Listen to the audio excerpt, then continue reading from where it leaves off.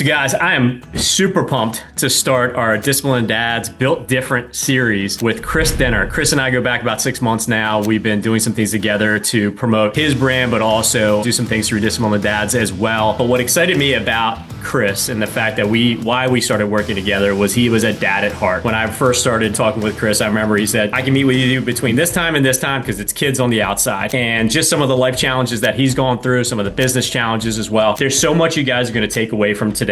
And so, Kris, I'd love for you to introduce yourself and we'll just jump right into this. Yeah, I mean, I think when we got connected, I resonate with your message, right? And I think that's kind of how we clicked. Tommy connected those dots, and I thought it made a lot of sense. And you know, I'm at a place in my life where I surround myself with people who believe what I believe, who think what I think. Life's too short to be around people who suck, you know, and so you really want to try to collaborate with those who are, you know, on the same path in a way. Sure. And I think that's why we connected. But my name's Kris Dehnert. I'm a entrepreneur. I own a company called Dugout Mugs, where we take baseball bat barrels and we hollow them out and we turn them into pretty awesome mugs. I got mine sitting back here. He did the branded Disciplined Dads. You gotta love it. Absolutely. Gotta love it. And we even have our little coasters as well that Kris got us also, which is just fantastic. But yeah. So that's what I do, man. And obviously what I do is a lot of fun, but part of the reason we built the business the way we did is because we wanted to make sure that it fit around our lifestyle, not the other way around. And several years ago, I have an 11 and a 6-year-old. And when my 11-year-old was only 6 months old, I had some health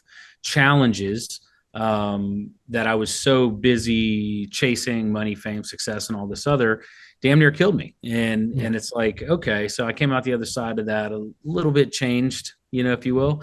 And so everything now it's built around that infrastructure of who I want to be, not what I want to do when I grow up, you know, and I don't think I'm ever going to grow up, but that's part of it, right? Like success to everybody is a little different, man. And I think the reflection of figuring out what that means to you, you know, success is unique. I tell people that a lot.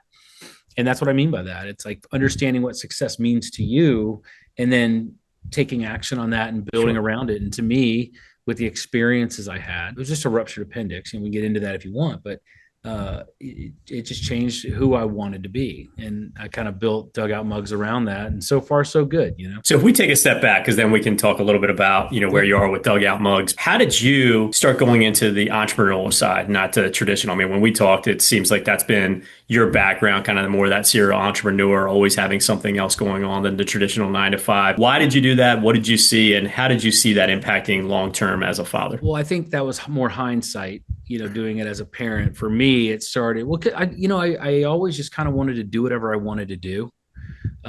Very go against the grain kind of guy. I was actually in the gym industry. I was in Gold's Gym and I ran clubs for several years. And but even how I did that, you know, this new Facebook website came out back when I was running the gym, and I was like, well, I don't want to travel to go meet all these people or get leads. I was like, I'll just use this internet thing. And I used Facebook, and 18 months in a row, I was top sales. One, I'm a good salesman, but two, it was like, I just wanted to do it different. And because of the way I did things, the owner stepped aside and let me be the GM at 22 years old. I had 50 employees at 22. I'm a very atypical person. And it's like, he gave me, his name's Dave, and Dave gave me the leniency to be who I wanted to be as long as I kept the goal in mind, which isn't always easy. A lot of people go into corporate world because of the structure and they need the structure. I needed no structure. I didn't want structure because I wanted to be able to pivot when I wanted to pivot.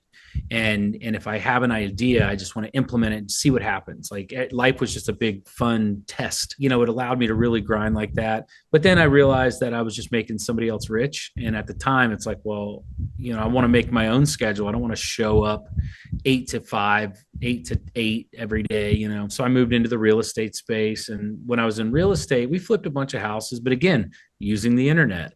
And I was like, oh, this is easy. You know, it's buying and flipping houses. But then what really clicked for me, and all the way back to the gym days, was social media and just the reach that's possible with social. So I was like, okay, well, what else can I do?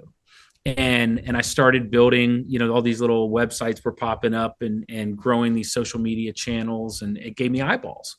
And when you're unapologetically authentic, which is a term I use often to describe myself, people resonate with that. right? Love me or hate me. I don't care either way. Right. And just be you. And I think the world lacks a lot of that. And in parenting as well. When we talk about, parenting, so many times other people are interested in how other person's doing something. How do you do this? How do you do that? Now, advice is great, but you take that advice and then you make it your own. Right. And I think that's what I did in business. And it served me pretty well. I had some of the biggest fan pages in the world for Duck Dynasty and Tim Tebow and, things like that. And that's kind of what got me into my, the last 15 years of e-commerce. And that's kind of where Dugouts, we've been doing this for 10 years now, which is crazy. It's crazy. We just hit our 10-year mark. And for me, it was, I get to do something cool, bring something fun, make money doing it, build it around my own schedule. And like, hindsight, that's what, that's when the parenting piece came in. Well, when I became a parent, and that transition, that first 6 to 12 months was really tough for me because I had a completely different set of values and I was looking at life through a completely separate lens. And then I got punched in the face and it made me change the way I look, in all the best ways. Yeah, that's awesome. And let's talk about Dugout, because you've obviously, we talked about the real estate, we've talked about the gym, even some retail that you went into as well. What made you fall in love with, apparel, everything else? What made you fall in love with Dugout and all the great stuff behind you as well? It was right after I got sick. So before, it's how much money can I make? A big deal. Who's going to know my name? The whole legacy BS, right? And when I got sick and I came out the other side of it, I said, my new checklist, if you will, is, can I play with my friends? Is it something I can be proud of? Can I sleep well at night? Does it bring good into the world? Can my kids explain it? So these were the kind of the check boxes that I established. And, when I'm laying there in the hospital after a ruptured appendix, I didn't go into the hospital for a week, and that's what made it really, really bad. Like really bad. I had a 1 in 3 shot of not walking out of the hospital. And when I'm laying there in the bed and you're praying and you're like, God, get me out of this. I'm going to change. It's cliche as hell, but it's what it is. And you come out that other side of things, and it was like, I said, bring me somebody who needs my skill set. And this guy called and he's like, hey man, I invented this thing. I'd love to show it to you, pick your brain. I was like, dude, my brain is not for picking. I'm protecting my time fiercely now. And anyway, long story short, we met up. I looked at it. I was like, that's a little weird. You're pretty awesome. Randall's an awesome guy. I bought him out of the company a couple of years ago, but tremendous human. And I hope he hears me say that, because I tell everybody that. And he had this idea. And I said, dude, I think we can run with that, man. And buckle up. I said, you have to quit your job, call me tomorrow, like one of those things. And he did, and we did. And it was a neat idea. It was, patented. So he had the protection there. I knew the marketing side of things. I knew the e-commerce side of things. I knew the social media side of things. And I'm fairly well connected. And I knew who to call, what to say, and what to do. And, we took a company that had done maybe 70,000 in sales for the life of the company. And we're over $60 million now, and which is no small achievement in a micro niche for a novelty product. Sure. But I felt like it was fun and cool and unique and something people can get behind. Sure. Right. And we started with the mugs. I see one in the background too, but like the Legends absolutely. Never Die cork face hats with the Sandlot boys underneath it. Love it. My son absolutely love that. I'm not letting him wear it though, because I'm as big a fan of it as we watch that probably every 3 weeks. Right. The collaborations that came from it. And it was like, okay, I can have fun. I can play with my friends. Something I can be proud of, talk about. And that's how I got into nobody expects to get into the bat mug business. There wasn't a line on career day. I'll tell you that much. But what it was is in life, and this, parents, not parents. This is just good knowledge. Like if your plate's full, you can never be served, Sure. And so the more stuff I took away, it allowed me to be more fluid. So when opportunities and things that I was a little more passionate about, I could just grab it and run. That's how I got my golf company. That's how I got my cigar line. I don't know. I felt like, the whole less is more. And then shifting my mentality, a lot of guys, it's this legacy idea. and you want your name to be remembered. Well, tough, dude. It's not going to be, No, right? no. What's the Unless you're, stat right now? It's like it's, maybe 6 months, and that's it. I mean, 2 years, maybe. even in your own Yeah. family, unless you're Yep. absolutely legendary, you got a generation or two, Yeah. and it fades, Yep. right? So my mind shifted from trying to be everything to everybody to being everything for few, Sure. and to be more and more present in the places where I belong. I'm not traveling. Periodically, when I do like the national media segments or Yep. something like that, or the College World Series or whatever, I'll travel a bit for that, but I work from home. This is my home office. Yeah. I got kids down there being quiet, during summertime because we're probably going bowling in a little bit, Yeah. like it allowed me to be more present, and it's a lot lighter of a lift, and shit's heavy enough, man. like Yeah. like we're tired of holding everything. Guy's 100%. shoulders are only so big, and when you and stop trying to be everything to everybody and be everything to few, it's a lot easier to do, and it's a lot more impactful, I feel like. That's And that awesome. was a big shift for me. That's awesome. And just thinking with Dugout, because I'm really drawn to it and the things that you're doing and the relationships that you're building, where you guys are today, where are you expecting to kind of go tomorrow and how you're continuing to build that? Again, it's being fluid. Since I Yeah. took over the business and I bought my partner out, I took a good hard look at it. And do we want to be 10, 20, $30 million a year and this big operation, or do we get more specific, more strategic, more impactful, and be more profitable? And it's kind of a theme in my life. It's like we can see the heights of things, but sometimes you cross a line where it takes more than it gives. Yeah. And Great with comment. Dugout in particular, I don't want to be traveling 2 weeks a month. I Yeah. don't, or 1 week or one weekend, right? Like, Yeah. so with it kind of depends on what comes our way, like, in staying fluid. I think we got on Whatnot. Dugout Mugs is on Whatnot. Love Whatnot. It's a great way from my office. We can do $1,000 an hour in sales. So in between calls, I could burn up 3 hours. Yeah. So trying to find things like that and that come across our plate. I'm in talks right now with Budweiser about a collaboration for the Field of Dreams game that's coming up.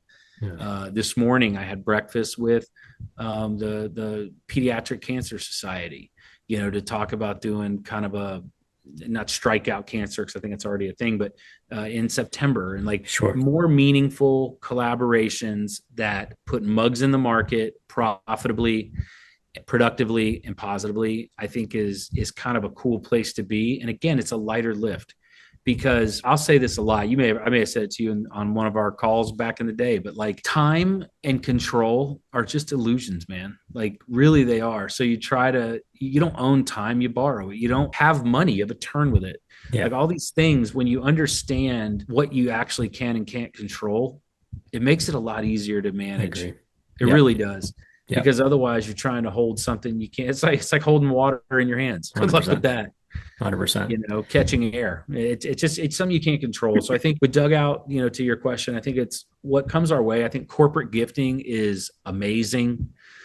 People buy our products and they put custom logos on it for their Sure. companies. That absolutely kills. We've done that with Miller and Coors and Fox and Corona and Hard Rock and Celsius. Like, we've done some cool stuff there. Retail, it's a fun little retail play. So as retail opportunities come about, Dick's Sporting Goods, Hallmark, or a few of the ones we're in. So yeah, it's just have fun with it, man. It's a chapter like anything else. I know one day this chapter's over, and that's okay. Fatherhood, it's a chapter. Have fun with it. Yep. And then that chapter closes, and then you're an adult parent, and then you're not here. It's just a life full of chapters. And if you always are trying to read 3 chapters ahead, I mean, you can plan ahead. I get that, but you got to like be where your feet are. That's something Randall used to say a lot, and I love that. I love that. I love that. And I love the other day, I think it was probably last week, after you were doing some traveling from a promotion perspective, the first thing we talked about wasn't business, it was your children. And I remember you sending me pictures of being on the beach and going getting ice cream. Like, how do you fiercely, like, as I have found that we talk during the day, and the guard post is where we don't talk, right? How do you fiercely protect that time with your children, and what are you seeing different maybe before versus now in terms of your interactions with your kids as a result? It's hard to see the differences when you're in them. Yeah. All I can do is make the effort to do the right things as often as I can, and I screw up just like everybody else. But do the right things as often as I can, and just know they're the right things, and expect good results. Right? Like maybe that's just naive and positive, but it's what it is.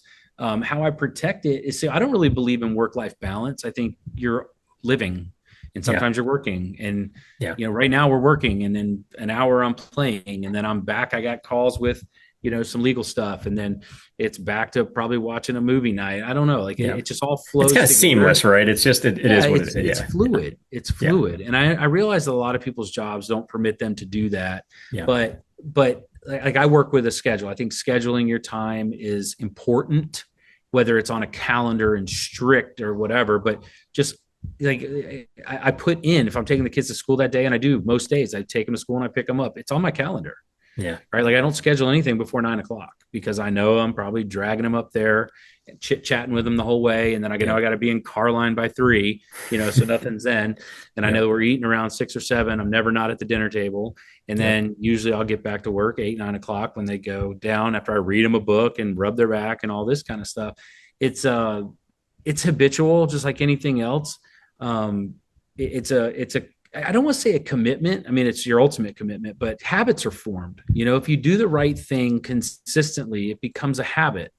It's like working out. It's like anything. It's just you have to just daily effort.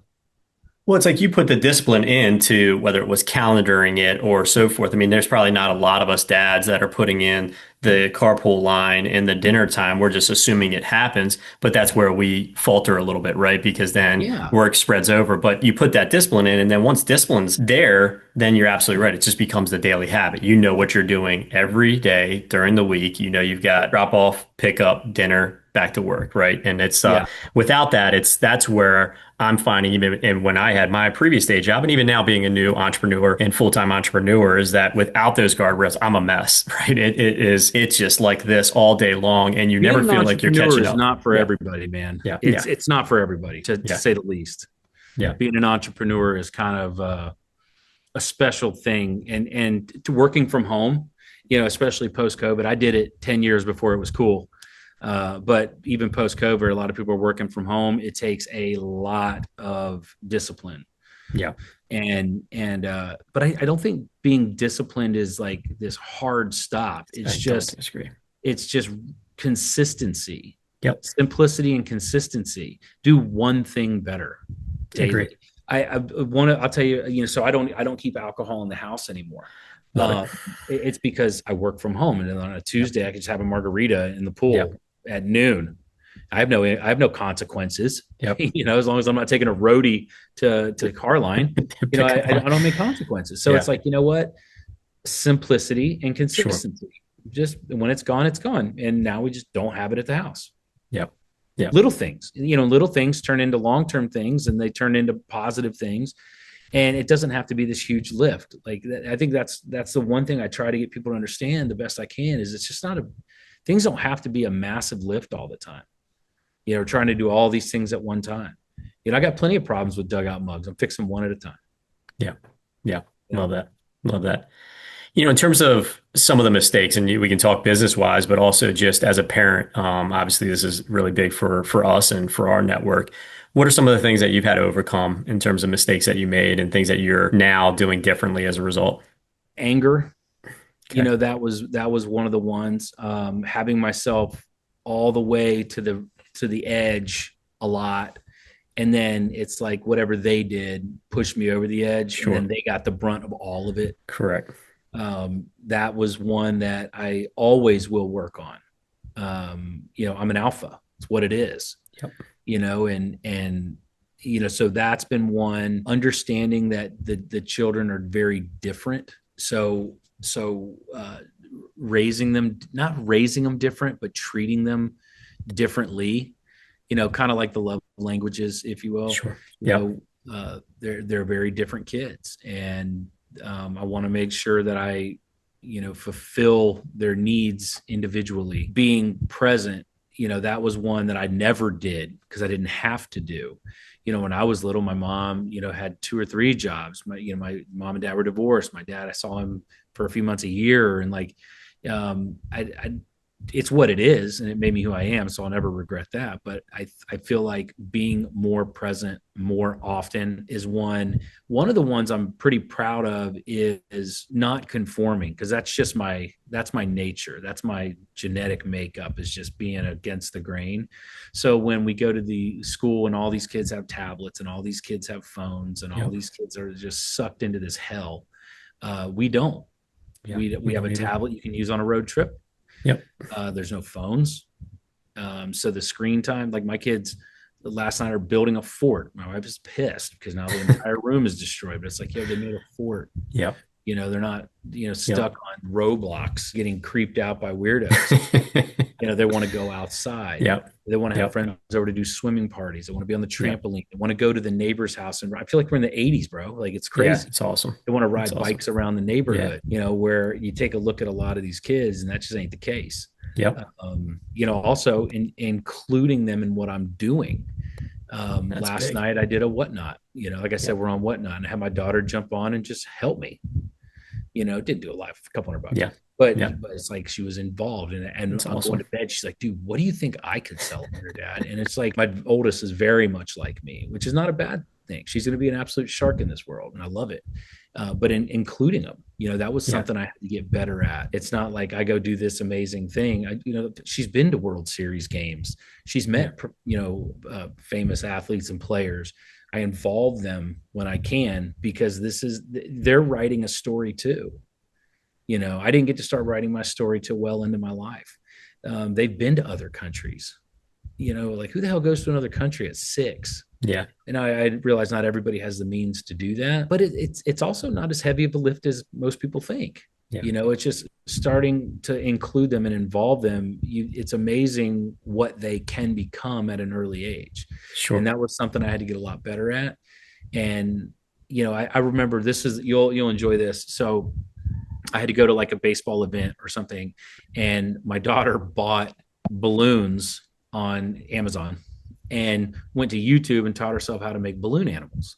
So she went out to this event, made $55 in tips, making balloon animals for kids. And I was like, that's what I'm talking about. Her ego was like this coming out, or just that pride, right? Right. She's like, Dad, take a picture. Yeah. She's got like all these ones stand out. But then you're going to love this. So then she's like, let's get online and let's look up a hand pump because my mouth hurts.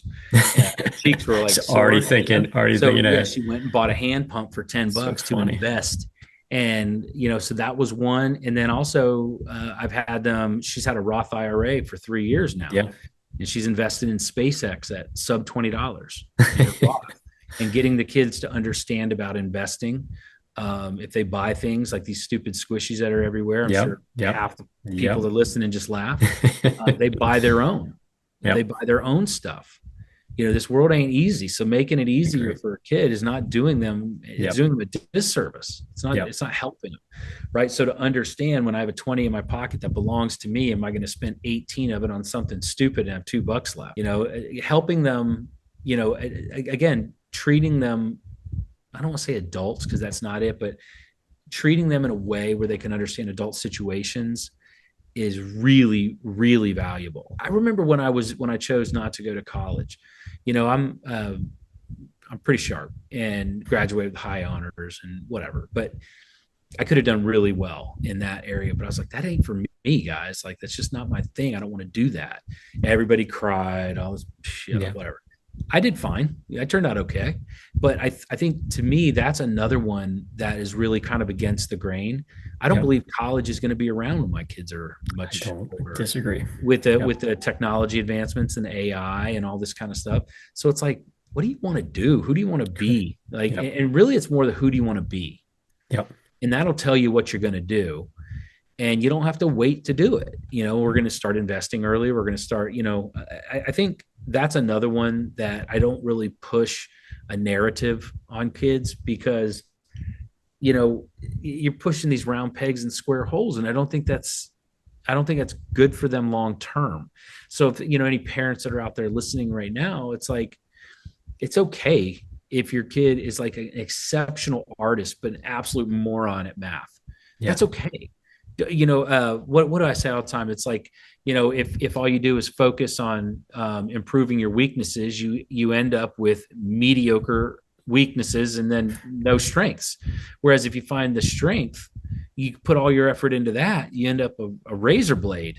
Who the hell cares if you can't do the other 90% of the stuff out there? That's not meant for you, And so I really drive that home Love a it. lot too. It's funny when you were talking at first, I jumped on in my own mind around the devices, and that's something that, we used initially with my son just to get him to eat, and we realized how detrimental that was. And so we're a device, free household right now, and it's been great. It has its challenges sometimes when you're at out dinner and so forth. You're like, man, I wish I had something just to babysit these kids while I could eat. But I think the biggest thing you said though was include your kids, and I think that's probably one of the biggest challenges that dads have because we do have our we leave in the morning, we come home at night, we're tired, we're trying to get things done quick and fast to get these kids to bed.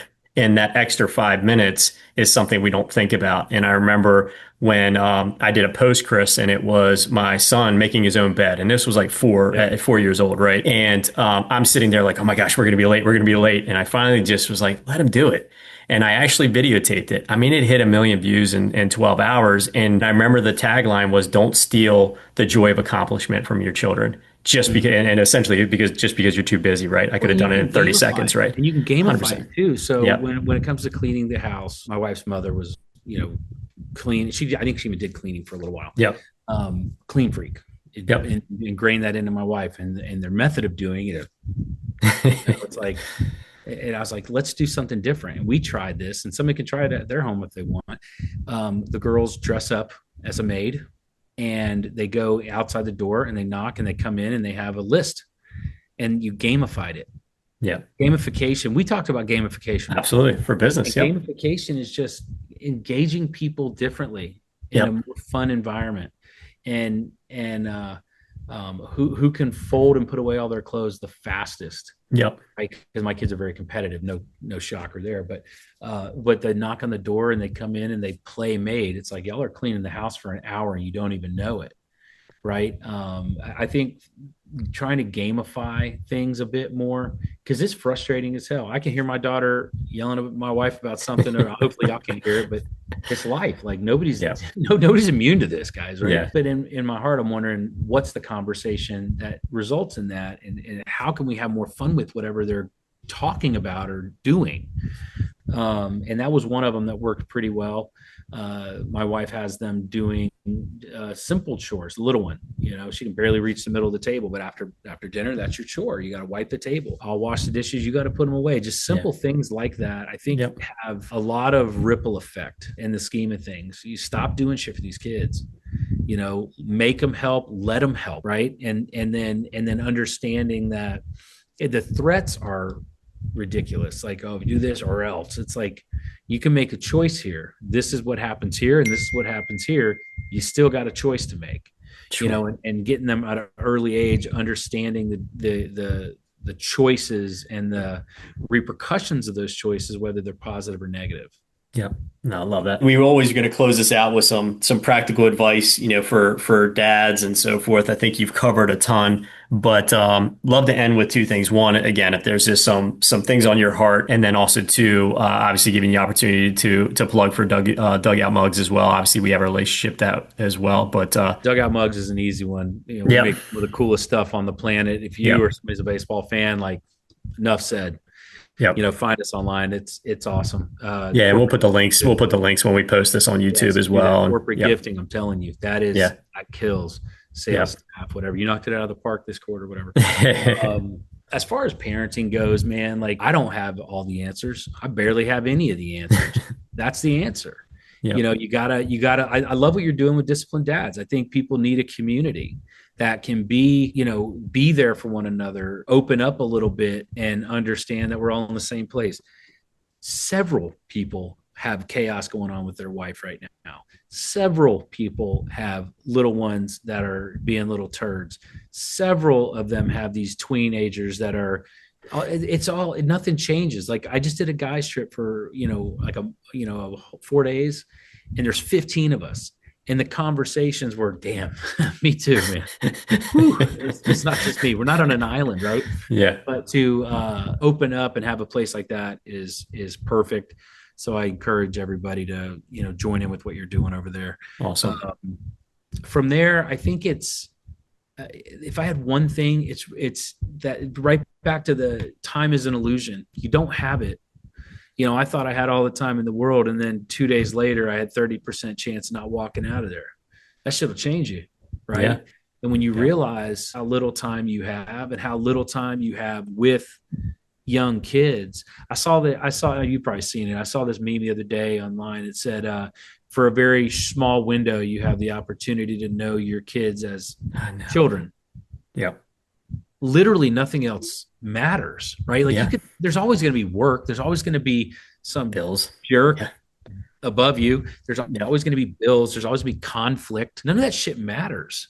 You know what I mean? Like none of it really, really matters. It's important at times, but imagine if you had something for a very small time that you're going to look back on and wish you had, and to not pay attention to that. Don't be foolish.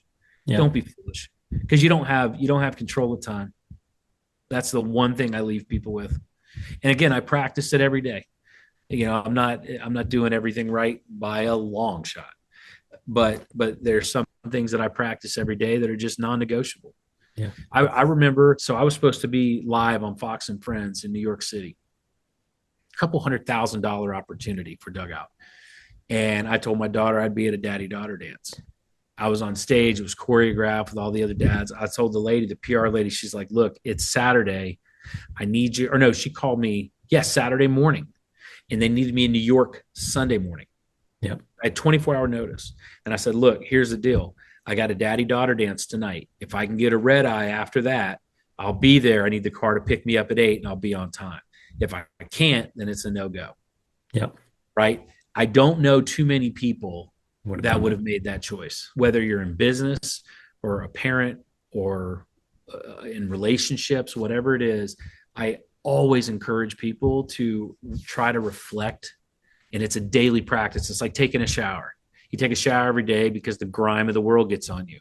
There's another grime in this world, right? Envy, ego, greed. I tell people all the time to reflect as often as they can. Who are you? Who are you not? What do you stand for? What do you not stand for? Like all of this, because the more you do that, the more comfortable in your own space you are. Yep. So when things come up, it's not should I? The yeses and nos become so crystal clear when you reflect more on who you are, who you aren't, what you stand for, what you don't stand for.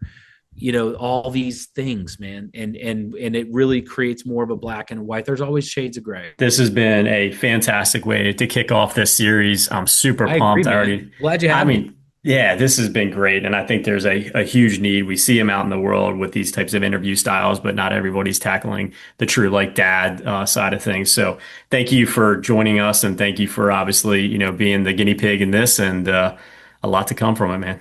Appreciate it. Happy to help, dude. Talk soon. All right.